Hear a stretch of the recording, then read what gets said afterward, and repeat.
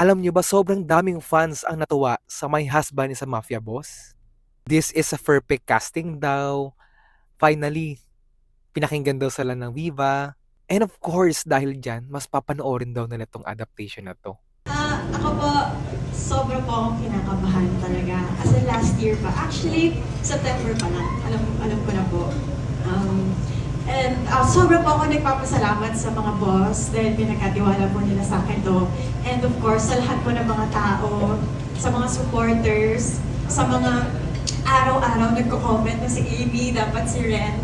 Ang laki pong tulong nun. Kasi actually, dun po sila nag-base sa inyo po.